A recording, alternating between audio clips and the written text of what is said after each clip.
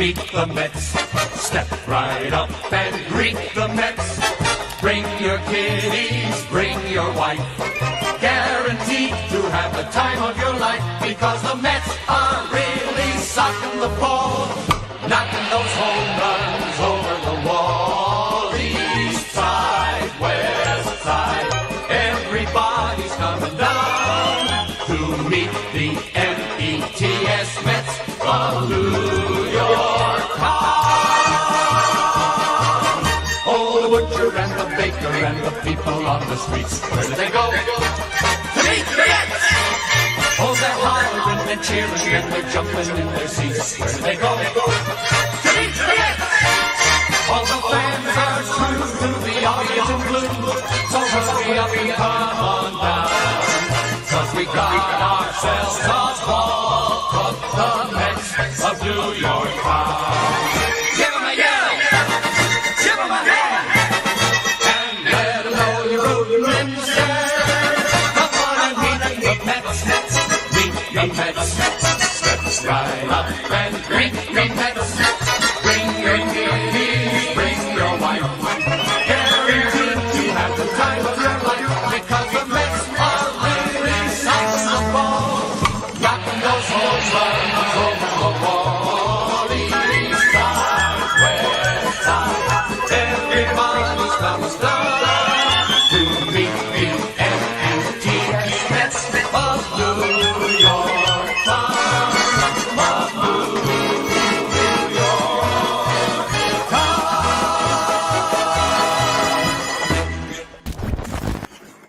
And we are live, Mets fans. Thank you all so much to everybody just chiming in. Really appreciate you guys, whether you're watching it live now or on play-by-play, guys. If you can't tell already, I am, in fact, on vacation right now. So for the week, I'm going to be at a studio, which means you're going to be seeing less content. There won't be in-game live streams this week. I apologize, everybody. But once I'm back, we're good. We're still doing Mets talk, though. We are making it happen. So, again, thank you all so much to everyone just chiming in. I really appreciate you guys. Aiden, I'll try to do it after the stream, Aiden. I'm not sure why I did it in the first place. That wasn't me. Michael King, a great member on the channel. How are you, buddy? William, all you guys. Thank you all so much for chiming in, guys. We got Yoshima, a great member. Sam, how are you? Again, guys, so we'll be recapping, of course, the dreadful series against the Nationals, which I have quite a lot to say about, but I'm not doing anything drastic here. Still lots to talk about for sure, as the Mets are still 4 games ahead in the lead in the NL East. And then we will, of course, be previewing the series that starts tonight against LSD's most famous Atlanta Braves. So a lot to talk about. I'm really excited for it, though. So, Richie, how are you today, my friend? I'm doing great. Shout out to everybody in the chat. Thank you guys so much for tuning in to another episode of Mets Talk here on Wardy's channel. It's always a pleasure to talk Mets baseball. Definitely not the series that we wanted to be talking about, losing 3 of 4.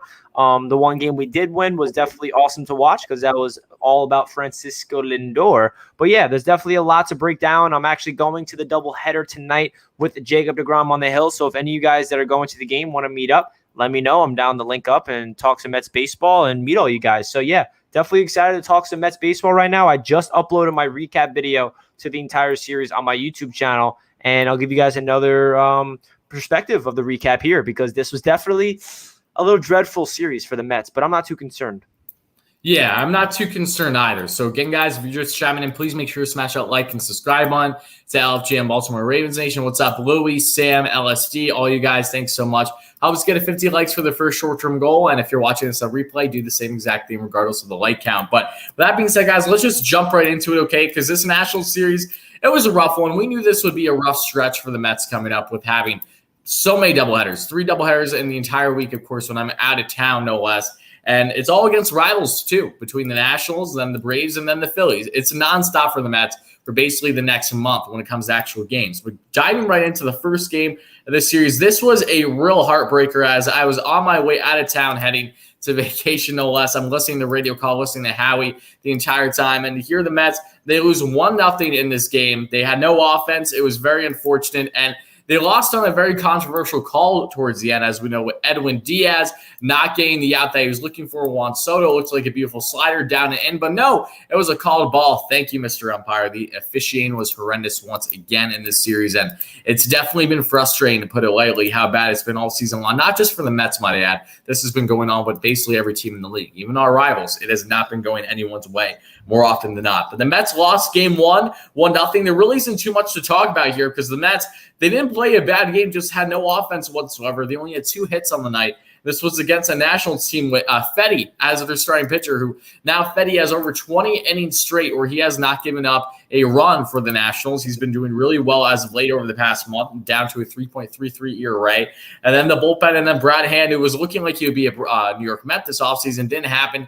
He goes and he gets the save, and he was a huge part of the Nationals' wins this series for sure. But really nothing to say about this game, guys. No one hit. The only guys that got hits in the first game were Dominic Smith and Luis Guillorme, and that was really all it wrote. The only thing that we saw was an RBI towards the end, of course, by Gomes, and that gave them the win. But outside of that, there was nothing there. So, Richie, is there anything else that you would kind of like to elaborate on in this game 1 loss? Because it just, the Mets didn't have it. The Nationals didn't have it. The Mets had strong pitching. It's not like they didn't. Joey Lucchesi, another solid outing by him. But unfortunately, after throwing 5 scoreless, just over 5 scoreless, he's now on the 10-day IL, I believe, dealing with a elbow issue. So hopefully it's nothing serious with him. But Miguel Castro got the job done. The pen, 1.2 innings pitched, no problem. Aaron Loop, 0.2, no problem.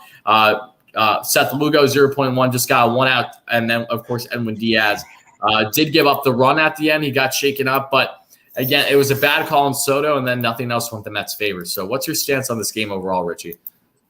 Yeah, it's a bittersweet game. We got another stellar outing from Joey Lucchesi, and unfortunately it ends up with him on the 10-day IL with left elbow inflammation. So definitely not the good news from Joey Lucchesi. He's been the heart of the celebrations for the New York Mets with the Chirv. We saw him absolutely dealing, man. This was such a great outing from him. The first time Joey Lucchesi pitched into the 6th inning all season long for the New York Mets. He's somebody that has an up and down season. If you look at his numbers, his first 4 starts this season over a 10 ERA, and his last 5 starts is, I'm pretty sure, like an under 2 ERA, if I'm not mistaken. So Joey Lucchesi, let's hope that he can get healthy because he was in a really good rhythm, and hopefully he'll be okay because he's definitely a big part to this team. If we can get solid 5 innings of 1 or 2 run ball from him later on in the year as our 5th starter, or even sometimes our 6th, if we get healthier, then that's a really good sign. So unfortunately, the offense did not step up, because if the offense did step up today, this was a win. I don't really put this loss on Edwin Diaz at all. We can't expect him to be the guy to just come in here and put up zeros every single 9th inning as we expect. But if the offense did what they're supposed to do, this is a W. It's that simple. This is just one of those games where the offense was in the mud. There was like a 3-game stretch. The last game of the Cubs series, we were trying to get the sweep and the offense did not show up. The offense did not show up again on the opener against the Nationals. So I think we only had like 2 or 3 hits as a team. Definitely disappointing loss for the New York Mets. And yeah, there's not really too much to break down in this game besides the blown call from the ump, Edwin Diaz to Juan Soto, Lucchesi pitching absolutely a gem of a waste, and then him going on the IL. There's really not that much to break down.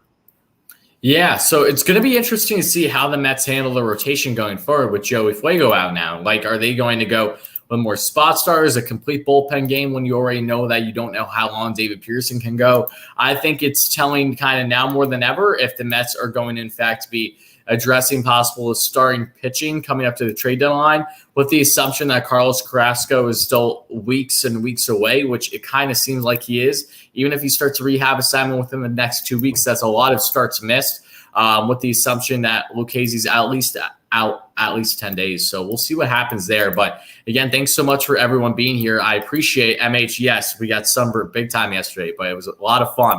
And I see a donation here from LSD, a Braves fan. LSD, thank you for the donation, but I appreciate you asking my thoughts on who the Braves could possibly target. Out of those 3 that you listed, I think Ketel Marte might be the best fit, the most realistic fit. I don't think Trevor Story is going to the Braves, and I don't think that Byron Buxton's going to the Braves either. I think Ketel Marte might be the best fit depending on the assets that the Braves have, and I do not think that Marcell Ozuna is going to be back in the MLB anytime soon. So I'm not really going to comment on that one just because given the whole domestic dispute and seeing how some players get exiled from the MLB for it and others don't at all, I have no clue what to expect as more details come out. So I'm going to kind of just leave that one up in the air until further notice. But again, I appreciate everyone being in here, guys. Please make sure to smash that like and subscribe on as we recap the National Series. So now let's get into the doubleheader, though, Richie, because this had some positives in it. And it started with a man by the name of Francisco Lindor, as a New York Met. And the funny thing about this is, and I'm almost certain that I started this because I know the Mets tweeted at after another account. So I said,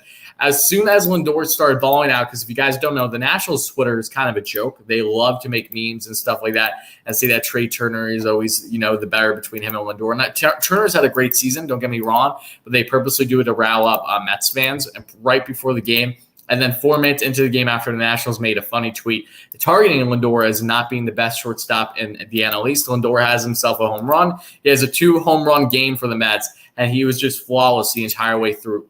Single-handedly led the Mets to a 5-1 win in Game 1 of the doubleheader. And this is, of course, with David Pearson on the mound. And even though David didn't go deep, it would have been nice if he went farther in the game.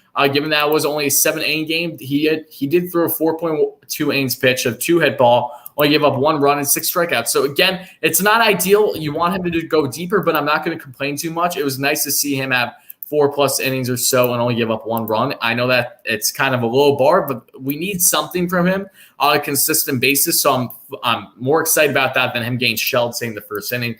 But Jonathan Villar had himself a hit and a run scored and 3 at-bats. Lindor went 3 for 4 on the day. 2 runs and, of course, 5 RBIs from his beautiful 2 home runs. And they were piss missiles, dude. They were just beautiful. I know you saw them. And then you see Pete Alonso 1 for 3 on the day. Luis Guillorme 1 for 3.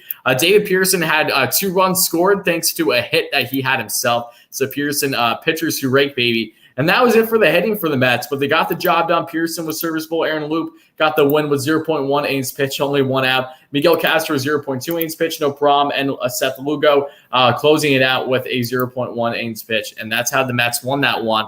And then, Trevor May had a full inning pitch for the save. And Trevor May's looked a lot better as of late. And the Mets just got clutch hitting this game. So, Richie, what's your stance on this Game 2 for the Mets? As, again, 2 home runs from Francisco Lindor, and they went 2 for 4 with runners in scoring position and only left 5 on base.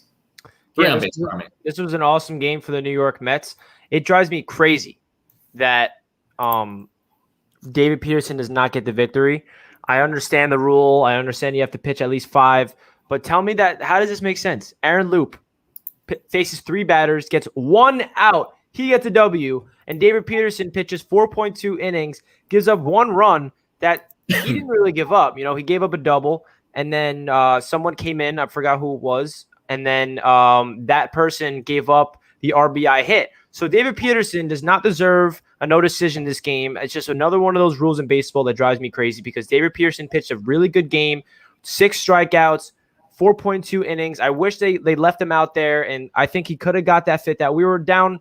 We were up 5-0 at the time. So it's not like we had a tight window. I felt like they should have kept Peterson out there, but that's just me being, it's not really that big of a deal. It's me making something out of nothing that's a big deal. So don't listen to me. But this was an amazing game for Francisco Lindor. I love that it came right after the Washington Nationals came out on Twitter and tweeted that, hey, this is the best shortstop. And yes, Trey Turner is beating Lindor in pretty much every single statistical category, but it's awesome that Francisco Lindor had his best his best game as a New York Met by any, stretch of imagination. I mean, he had all 5 RBIs for the Mets, 2 home runs, 3 for 4.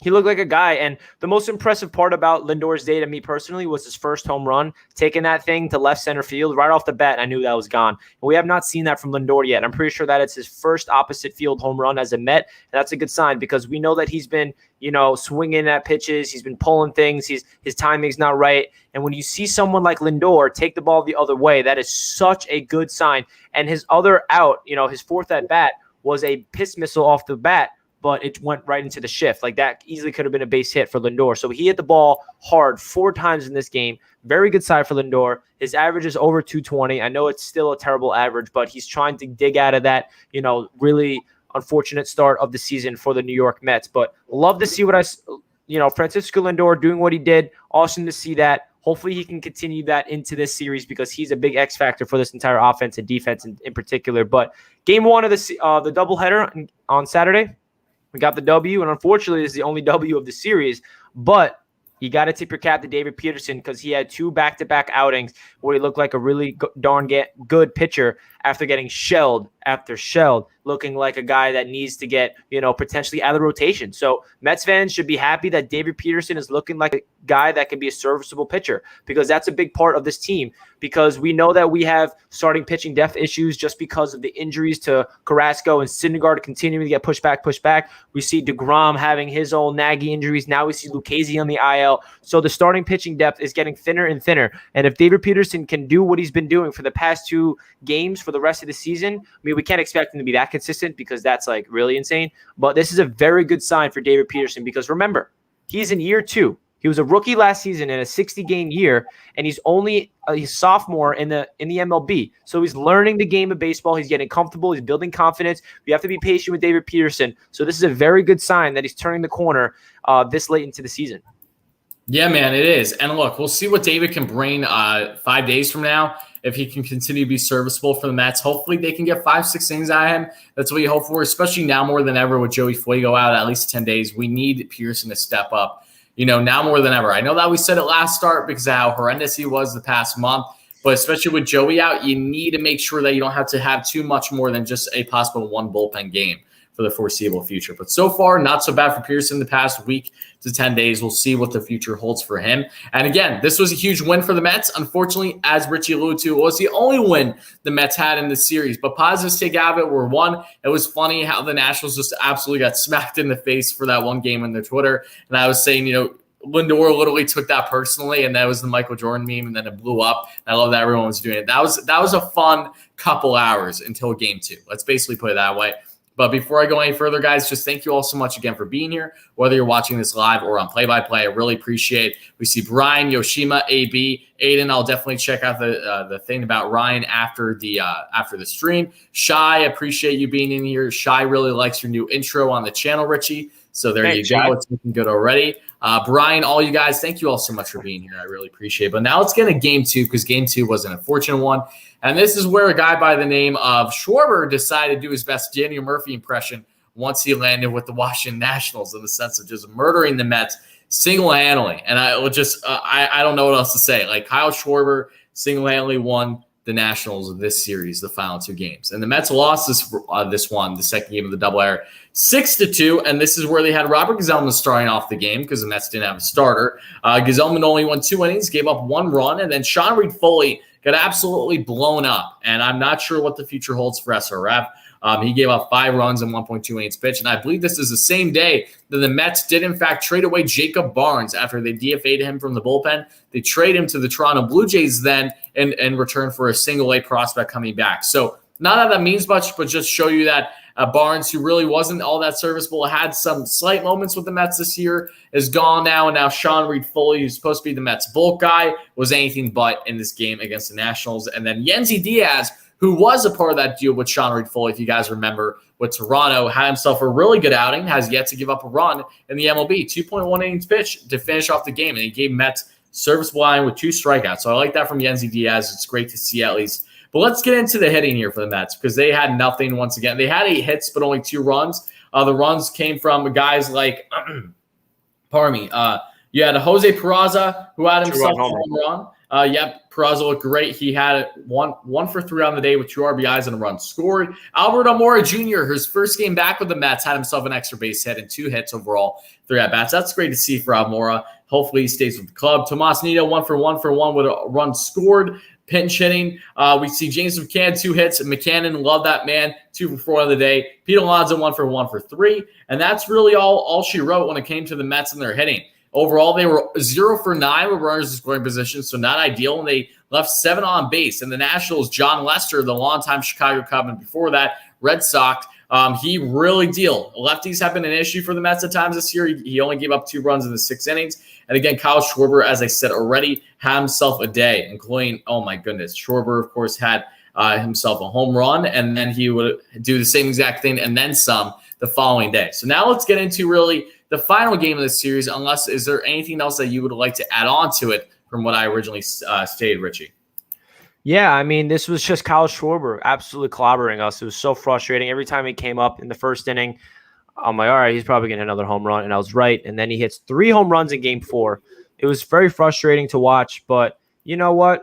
This was one of those series that we needed to get a wake-up call and realize that baseball is a long, long season of ups and downs. And this is one of those series that really forms the identity of a ball club, hitting adversity. And we also have to put things in perspective where this Mets team was in the month of June with the injuries. And now we're getting healthier. We got Jeff McNeil back today. We're getting Michael Conforto back this week. We're getting Brandon Nimmo back soon as well. So for the Mets to stay in first place throughout all the injuries and now we're getting healthy, it's only going to go up from here. Yeah, no, you're right, man. And let's just take a moment to talk about that, okay? Because some people are asking in the chat. I will gladly answer that. So, if you guys don't know, Jeff McNeil, who's been one of the most consistent hitters in not just the NL, but the all of baseball, really since being called up a couple years ago, is now back with the club after his long rehab assignment coming back from a hamstring strain. Michael Conforto, our good buddy, my favorite player in the club, he has started his rehab assignment, and he could be back as soon as this week, at least within the next week to 10 days. So keep an eye out for that. And Brandon Nimmo, as Richie already mentioned, has started his rehab assignment with Syracuse. So again, things are only getting better for the Mets. The guys are getting healthy. And for a Mets team that, again, still has a B lineup out there more often than not, they're getting healthy now. Now down the stretch is when you need these guys healthy. So that's going to be key as the Mets still have a sizable lead in the division, no less. So a lot of things, while it wasn't a good series against the Nationals, it's not going to really harp on me too much knowing that the Mets have a lot of great things coming, with the schedule getting tougher at least. So again, thank you all so much, everyone chiming in. We'll talk about Donnie Diesel here in a second after we recap the series. But getting into the final game here, the Mets lost this one in similar fashion, 5-2, and the Mets just didn't have it. Taijuan Walker had probably his most off game as a New York Met, at least one of them for sure. He gave up 4 runs in 6 innings pitched. Only had 5 strikeouts. He gave up 2 home runs. They were both to, you guessed it, Kyle Schwarber, and he gave up 10 total hits on the day. So Walker didn't have it, and Kyle Schwarber was just red hot. There's only so much you can do when a guy is red hot, is specifically against your team. It's not ideal. Then Jeurys Familia gave up a run in only 0.28 pitch.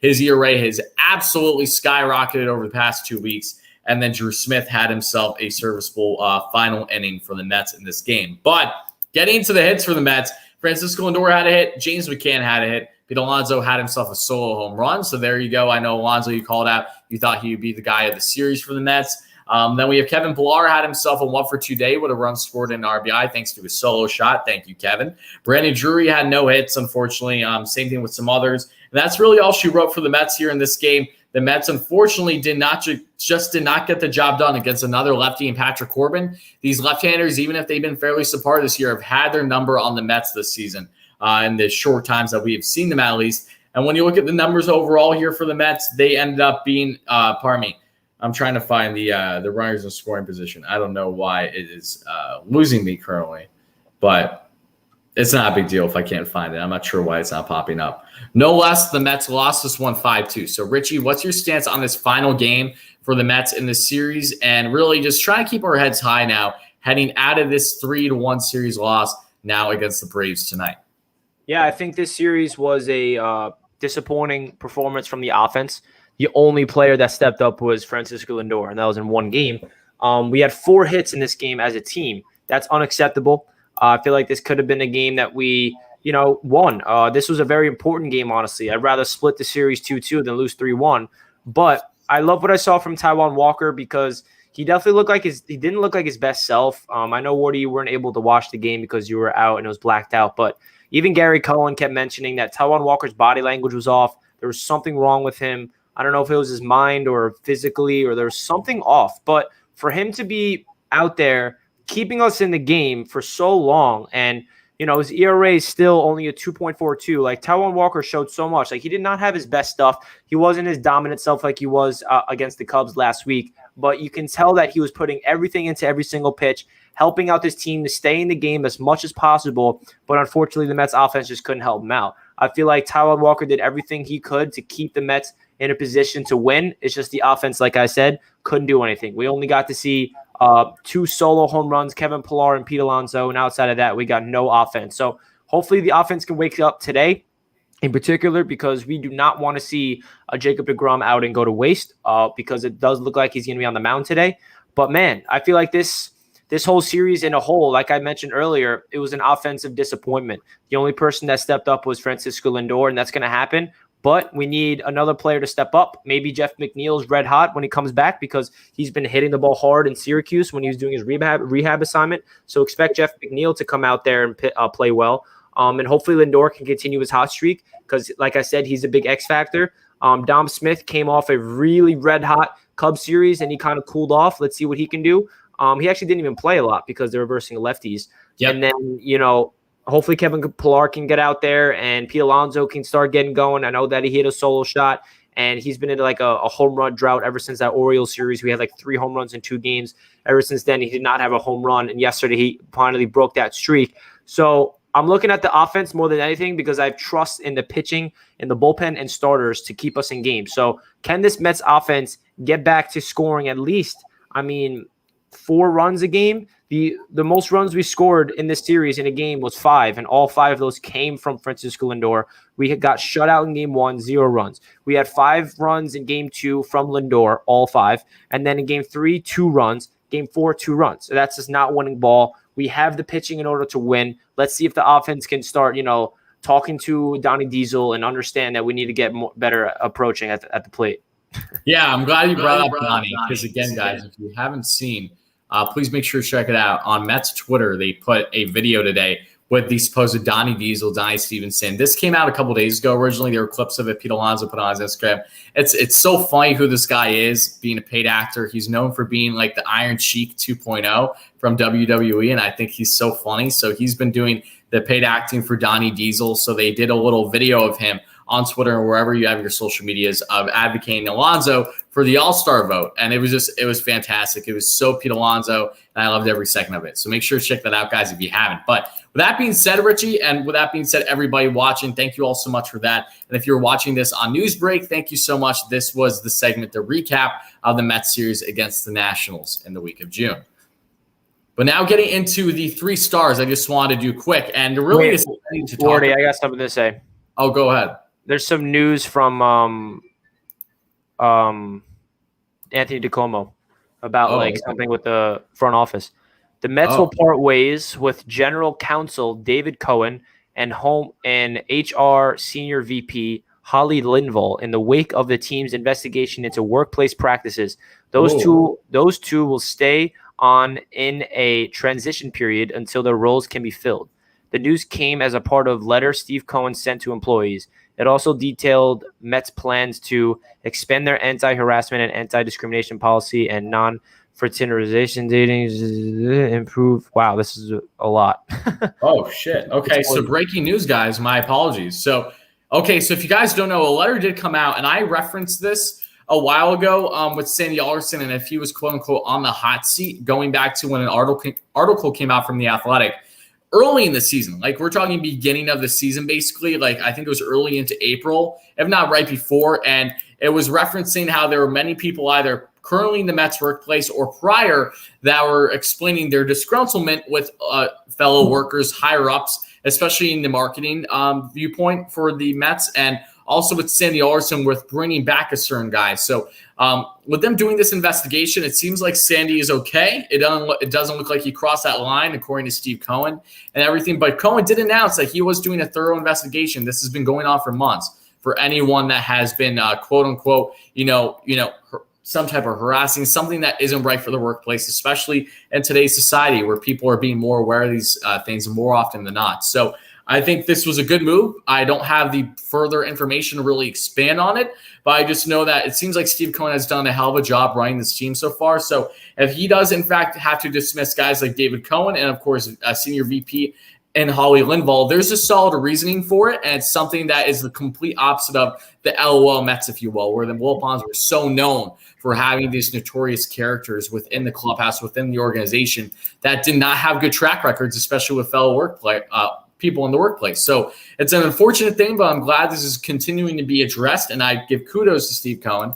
And once we find out further details about the matter, if at all, then it will be more of a subject matter for another day. So with that being said, though, Richie, shout out real quick to Eli in the chat. He's the one that told us to look at DeComo's Twitter. So without Awesome. him, Thank you, Eli. I appreciate you, my man. Yeah, no, he's a great subscriber on the channel, always supporting us. So thank you for putting us on. I appreciate that, Eli. So I think with that being said, though, is there anything else that you'd really like to say on that, Richie, before we get into the 3 stars of the series? nah, let's jump right into it. Okay, perfect. All right, so now let's get into the 3 stars of the series. There really isn't a star that isn't named Francisco Lindor, because when you look at Lindor's numbers in the series, they were just far and away the best. 5 for 15, looking phenomenal. 2 runs scored, 5 RBIs total thanks to his 2 home runs. I have some other stars here, though. My second star is actually going to be Kevin Pillar, because in his limited at-bats, he won 1 for 5, won himself an RBI thanks to his solo home run. And then James McCann. I gave James McCann the slight edge over Alonso just because McCann had more hits and far fewer at-bats. McCann hit just under 500 in the series. Splitting time with Nito, 1 for 3 for 8, no RBIs. And then, of course, the honorable mention, I think, would have been Pete Alonso, 1 for 3 for 13 with an RBI thanks to his solo shot. So what would your 3 stars be, Richie? My 3 stars has to be Francisco Lindor. Francisco Lindor. I mean, he's the only reason why we have 1 win in this entire series. Unfortunately, no one really else stepped up to the plate in terms of winning ball. But Joey Lucchesi, David Peterson, those can be the other 2 guys because those 2 pitched very well. It's just unfortunate the offense cannot help out Lucchesi. But, you know, without Francisco Lindor, I honestly feel like we would have been swept all 4 games because the offense was absolutely abysmal all series long. And if Lindor, say he did not have that game and he went 0 for 4 or say he had a base hit, then we would have scored 0 runs that game and we would have lost. So my 3 stars is all about Francisco Lindor because I feel like he's the really only guy that stepped up to play winning ball this series. Outside of the pitching. Oh, yeah, go ahead. Outside of, I'm saying at the plate, but the pitching, the other 2 stars, definitely Joey Lucchesi and David Peterson. And how many times do you feel you can say that, right? Like that, yeah. That's a positive at least, you know, like Absolutely. We have to take that going forward. And I know that Joey Fuego's hurt, but again, and I know Zarice said this in the chat really earlier, how over the past, I think 5 starts for Lucchesi or easily over the past month is an ERA just over 1. So like they're giving him the right amount of time. They're not pushing him too much. It's feeling comfortable with Joey Fuego, and I love that a lot. Hopefully the Church man can get back with the club real soon. So now let's get into the series preview against the Braves because this is a massive series. This is a series that the Mets should absolutely be giving their all to try to take, especially with Jacob deGrom. So looking like he's on the mound tonight. So after a lot of uncertainty as to if Jake was going to be on the IL or not, as of now, it looks like Jake woke up. His shoulder isn't sore, which means that he's ready to go. So the Mets are not going to be pushing Jake. Remember, it's a 7-inning game. This is going to benefit a guy like Jacob deGrom and possibly having a masterful outing more than anything else. So I'm excited for him. I'm nervous knowing that I can't stream tonight's game just because I think when it comes to 7 innings, I'm going to leave you guys to interpretation on what you think I'm putting 2 and 2 together with. But Jake has potential to do something really magical tonight, and it's going to be huge. And Richie, I hope you have a great time being there. But let's get right into it, guys. Mets doubleheader again tonight, second time in past 2 or 3 days now. And when you look at how they're matching up with the Braves are 3 games under 500 currently. They are 33 and 36 on the season. They won the Cardinals series, however. They took 3 or 4 against the Cardinals and won 1 of the 2 games in their doubleheader yesterday against them. So they had a massive series against the Cardinals as the Cardinals are quickly plummeting down in the NL Central. But now let's talk about some guys for the hot hitters, if you will. And this really shouldn't come as a surprise, guys. You got Ronald Acuna Jr. He's been one of the best players in all baseball this season, batting just under 300, 291 to be exact, with 19 bombs, 44 RBIs, 15 stolen bases. Yeah, Acuna is really, really good on the base pass. He has a lot of speed and over 1,000 OPS. And he's been batting right around 380 his past 7 games. So Acuna, going to be keeping an eye on him. He's been red hot.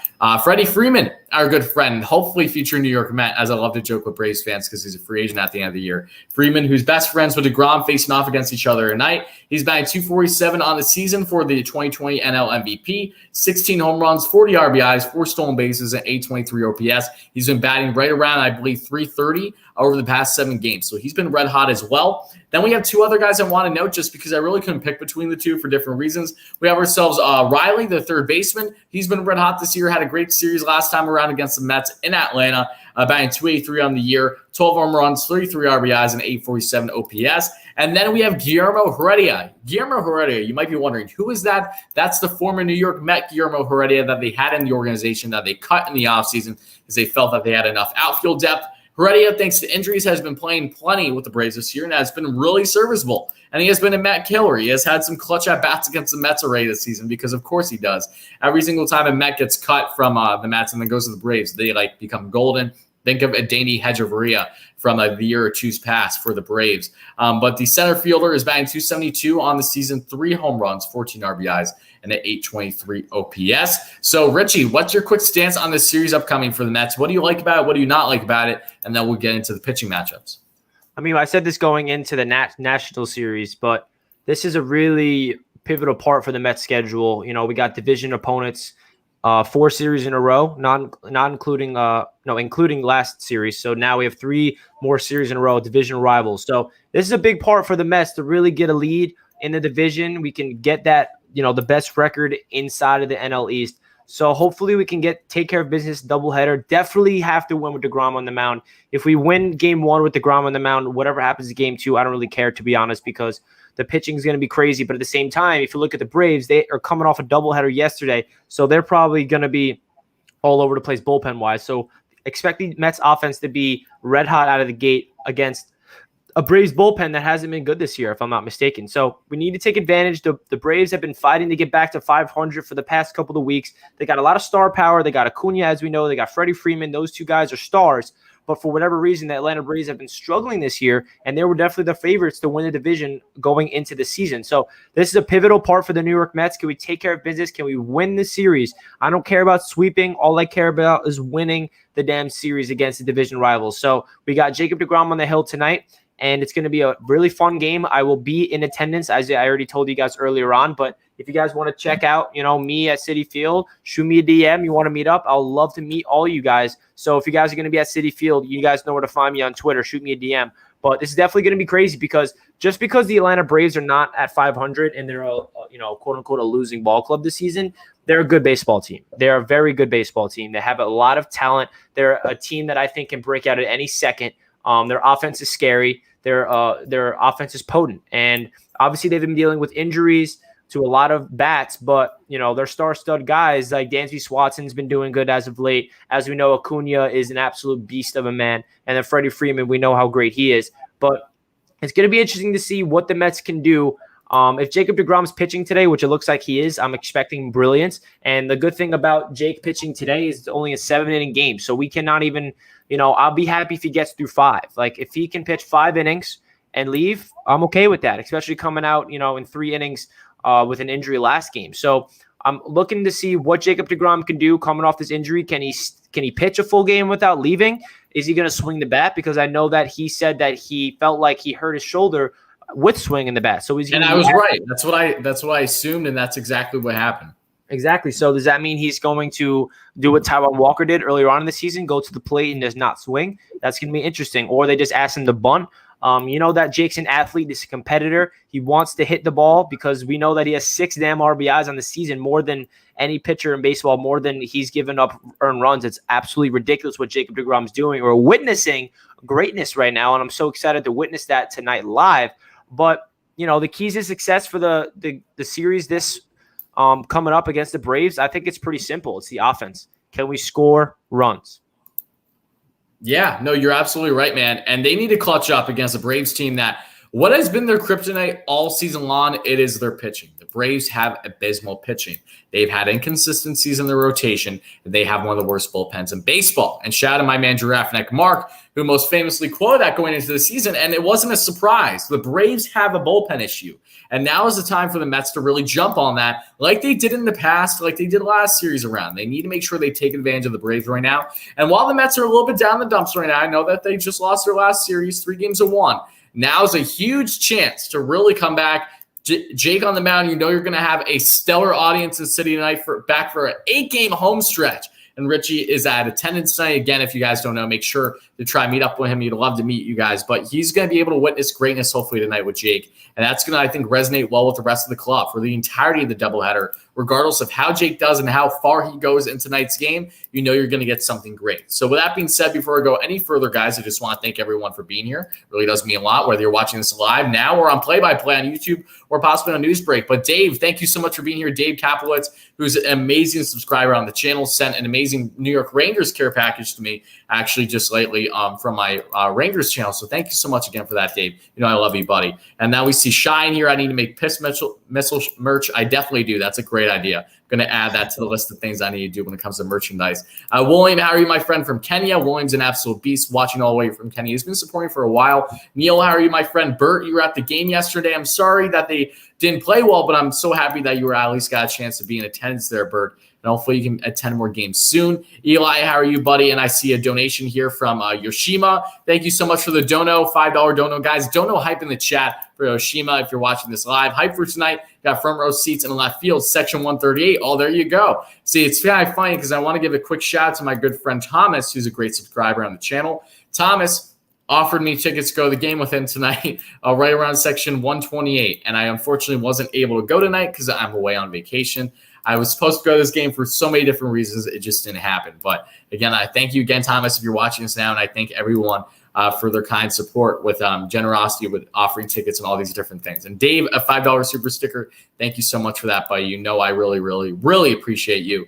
And again, just thank you all so much for being here, guys. So with that being said, it's kind of getting closer to wrap up the stream. Let's talk about the pitching matchups. And they're not fully accurate because there's a lot to be determined still. But Jacob deGrom will be on the hill tonight as of now, starting around 5 or 5:10 p.m. Eastern time for the first game of the doubleheader. He's rocking 6 wins to 2 losses. That's always good to see him higher in the win column than the loss column. 0.54 ERA on the season for the best pitcher in baseball, doing historic stuff. And he's pitching up against TBD. We'll see who it's going to be to be determined from the Braves side of things as of now. Game 2, we have no clue who's going to be pitching yet. There has not been an official announcement from the Mets or the Braves. We could put assumptions together, but as of now, we simply don't know. So I'm not going to elaborate much on that. Kind of a wait-and-see situation. We'll find out soon enough. But game 3, that will be tomorrow. We have Marcus Stroman show on the mound, looking for another good outing for the Mets. 6-5 on the season, has a 2.35 ERA, facing off against Charlie Boren, the veteran right-hander, famously with the Astros and the Rays the past couple of years, has a 4.03 ERA and has a 6.3 win-loss differential. And then game 4, which will be 2 days from now, will be David Peterson looking for another hopefully serviceable outing for the Mets. 2-5 on the season with a 5.31 ERA, facing off against Max Fried, the nasty southpaw who's had an up-and-down season, 4-4 on the year, but with a 4.25 ERA. So, Richie, what's your stance on these pitching matchups? What do you like about it, and what do you maybe not like about it? And I think we can all agree the Mets are kind of more so in favor here. Let's just see if they can actually jump on the lack of bullpen depth and starting pitching against the Braves. Yeah, I mean, we got the greatest pitcher in the game today, so that we cannot – but the unfortunate part about that is all eyes will be on his injuries. You're going to be able to get through a full game. I mentioned earlier, we're lucky that he's pitching in a 7-inning outing. So even if he gets through 6, that's phenomenal because then Edwin Diaz hopefully can come in and close it if we have the lead. And, you know, in game 2, we don't know who it's going to be. It could be Eichhoff. It could be a bunch of different people. And then we got Marcus Stroman. Let's see if he can continue what he can do as the Mets pitcher. I mean, he's 6-5. He had an unfortunate outing last time in terms of his luck. You know, he pitched very well. He gave up a 2-run home run, and then he settled in and retired, you know, had 6.2 innings of scoreless baseball. And I'm expecting him to continue his brilliance. And then let's see what, you know, wait, so who's pitching game 3 for the Mets again? If it's game 3, it's going to be Stroh.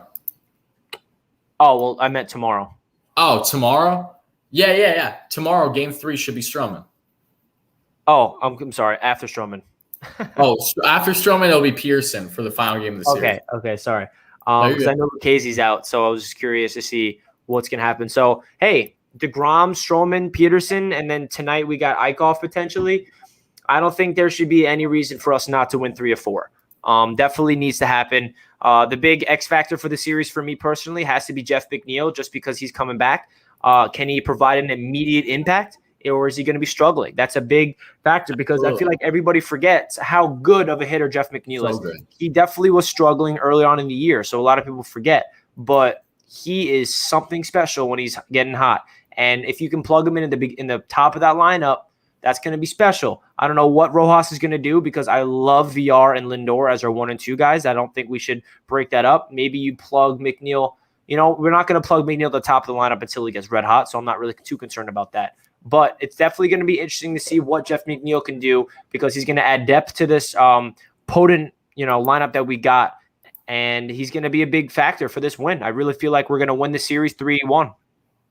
Yeah, man. I love that. Sign me up. That's music in my ears. That makes up for the previous series tenfold. And again, guys, a lot of you guys are saying in the chat, it holds true. This is massive for the Mets this week. This is it's not a make or break week for the Mets, but it's a huge week for them, no less. The next 2 weeks plus, basically when we get up to the All-Star break and then beyond, it's down the stretch, baby. They're going to be playing nonstop baseball against the rivals, crucial matchups. So we need to make sure give our best optimism we can for the Mets, and hopefully that they relay by doing their best job on the field for us. And I really believe that this is going to be a huge game for them tonight. I hope it is for you, Richie, that you get to witness it live. I'm sure it's going to be a great time, but I'm so excited to see Jake on the mound tonight. It looks like, according to some followers here in the chat, says ESPN is saying it's going to be Ian Anderson against DeGrom, and that's going to be a huge matchup because Ian Anderson will probably be the best pitcher the Mets see all series. Ian Anderson is a great young stud for the Braves, up and coming, and he looks like he could be something special as well beyond what he already is. So we'll see what he can do tonight for the Braves, assuming he is starting against Jake. And I also want to answer a question here from Joel, who's a great follower on the channel.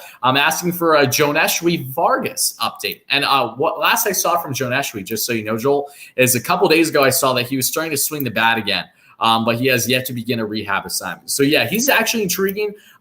He's one of those guys that will finish out the year in the minors, I'm sure, but he did step up fairly big, and he was by far the biggest upside out of all those AAAers coming up that were the youngsters. Like, Joe Neshry was outplaying guys like Khalil Lee and some others, without question. He got a hit. He got some clutch RBIs with his first couple games with the Mets. So, Joe Neshry could have a fairly decent future with the Mets, possibly coming off the bench or even something bigger than that. And the decent in your future. We'll see what it holds. But, yeah, Joe Neshry, I'm excited to see him back then once he's fully healthy because, he gave it all out and he got hurt giving it all out, just like Almora did running into the wall in one way or another. So, with that being said, Richie, is there anything else you'd like to add about the series before we wrap up today's stream? Nah, man. I feel like this is a really, like you said, a very important stretch for the New York Mets going up against division rivals. I appreciate every single person in the live chat giving us all the support on these Mets Talk. Me and Wardy really enjoy doing this. We try to go live after every single series for the Mets, giving you guys the recap of what happened and then previewing what is to foresee to happen in the future. So without you guys, none of this is possible. It really means a lot. I know that I already said thank you to everybody, but hitting 1,000 on Mets Media means a lot to me, and I just wanted to thank everybody that follows me over on all my Twitter platforms, Instagram platforms, YouTube platform, Newsbreak. We're all over the place. Wardy and I are in this together. And without you guys, none of this is possible. Mets Nation, we here. That's right. Let's go, Mets. Yes, Richie. Thank you so much again for being here. Thank you all so much for watching, guys. If you're watching this live, please make sure to smash that like and subscribe on. Help us get to 100 likes by some point of the stream. It would really mean a lot. No less. Thank you so much, whether you're watching live or on replay. Make sure to check out Richie. Subscribe to him on Mets Media. He's doing recaps and all different types of content after each and every series for the Mets and beyond. Check him out on Newsbreak. Check him out on Knicks Media, Jets Media, also on Newsbreak, and also he's got a couple other accounts too. So thank you so much again, guys. Make sure to subscribe here for consistent Mets content. I assure you we'll be up and running big time going into next week. I'm just currently on vacation, which is why we got the different backdrop. Trust me, a lot of great things are coming. We're just taking basically a little bit of a week off, if you will. So thank you so much again, guys. Have a great rest of your day, and let's go Mets. You got to believe, baby. Let's go Mets.